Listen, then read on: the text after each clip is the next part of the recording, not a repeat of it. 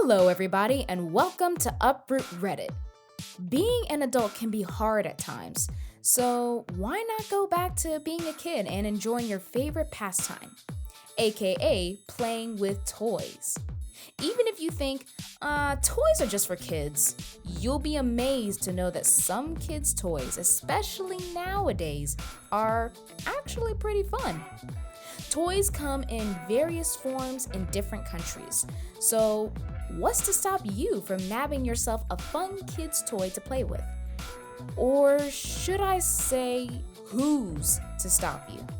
Apparently, Reddit user Billy Pot visited Romania and bought themselves a toy only to have to deal with an entitled parent and entitled kid. In today's post, entitled mom tries to take my toy. So I was in Romania to see my family when I was 6, and I went to a mall and bought a toy. And later, I went to this big field to test my new toy. It was an Angry Birds toy with a slingshot and some blocks and the birds. So I set up a tower and knocked down the tower, and some kid took it, and I grabbed it back. And that kid's mom came and yelled at me. And my uncle came and they kinda argued. And that is the end. I got my toy back and forgot it at Romania. You know, how about instead of taking a toy that doesn't belong to you, how about you ask Billy Pot where they got their toy and go get one for yourself, entitled mom? I mean, seriously, it's only common courtesy to ask first before you go and steal a toy that you didn't pay for. Just because you see your kid go up and steal it doesn't mean you need to encourage that kind of behavior. And speaking of behavior and kids, sometimes kids have behavioral moments that cause them to argue with their friends. And it's all part of them growing up and learning to forgive and forget. There are times where kids argue and the parent or adult steps in to help mend the broken relationship. But if a kid's tattletaling is just as dramatic as the parents, sometimes the parent will go so far as to exact revenge.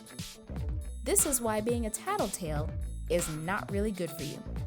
Apparently, take it from Reddit user SGY0003, who, although wasn't physically there when it happened, did recall a time where a parent goes too far with punishing another kid for arguing with their daughter. In today's post, entitled mom runs over a kid because he hit her daughter. Yeah, that's taking it to the extreme. Here's what went down. Quote, "There is a link to the news article. It includes the captured surveillance footage as well. Not graphic, but still disturbing. It happened in South Korea, so I'll do my best to translate. So the boy on the bicycle was arguing with a girl on a playground. He decided to give her a light smack on the shoulder, to which she overreacted and told her mom that he hit her. I mean, it was a light smack, so there was nothing wrong there. He didn't actually punch her. The mother got enraged and gave the boy some scoldings, and he left on his bicycle. The mother wasn't satisfied with this and chased the boy on her SUV. Notice how it didn't say car, or smart car for that matter. She followed him into the school zone and purposely twisted the handle towards him at a considerable speed when she was supposed to slow down. So how did she get her license in the first place? And if this occurrence happened, does that mean they're gonna have to update the driver's handbook to include, oh, don't run over a kid in a school zone? Because I think that would be common courtesy to not try and exact revenge that way, especially if it's an SUV of all vehicles. Anyways, we continue. The boy got back up and the video shows that she got out of her car and just watched him. The victim's family claims that she scolded him even more while he was still trying to stand steady from pain. Look, if he's in pain, what's the point in scolding him? He's not really learning any lesson. He's just learning how to be traumatized. Your daughter just got lightly smacked. That's no big deal. But taking his life? Seriously? Anyways, we continue. The mother is now defending herself, saying how she didn't see him. Lies. Didn't realize she was in school zone. Also lies. Even though there were street signs that said it, etc. The boy has been hospitalized and the family wants to sue this woman. And they should. She is under police investigation as of this posting.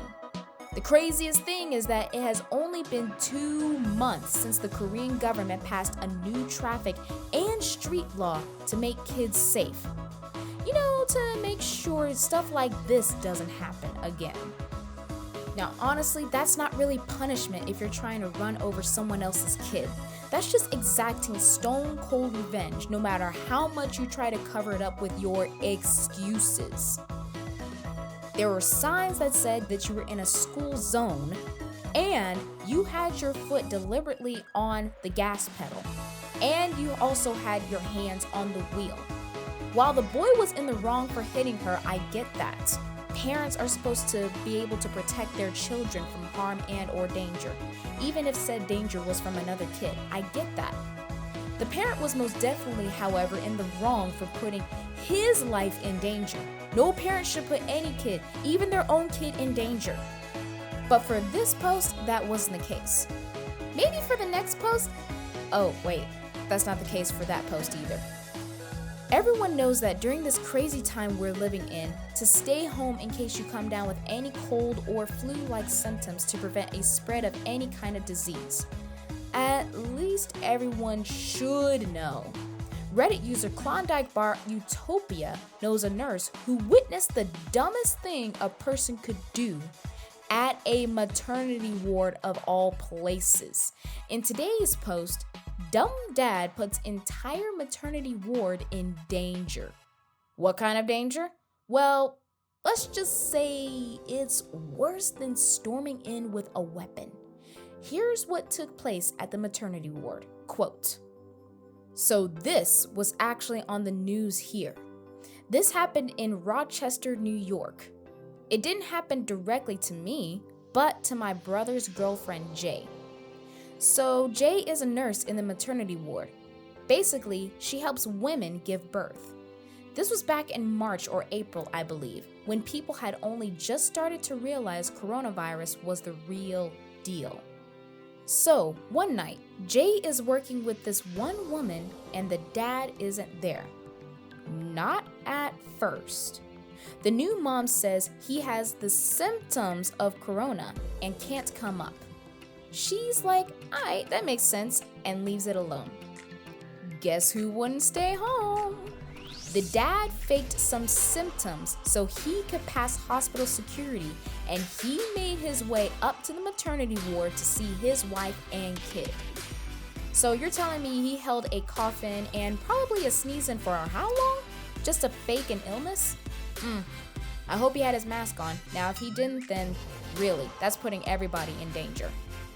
People found out and he got kicked out, which is likely to happen.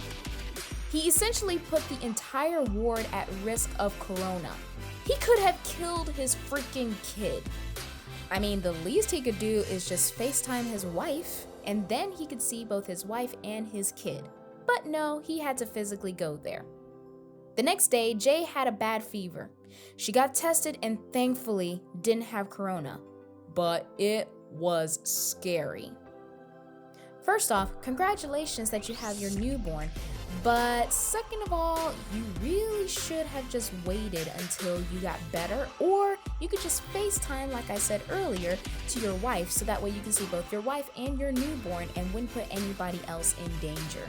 Now here's the original title by Klondike Bar Utopia. Quote, "Entitled dad sneaks into hospital to see newborn son despite having coronavirus and puts everyone at risk."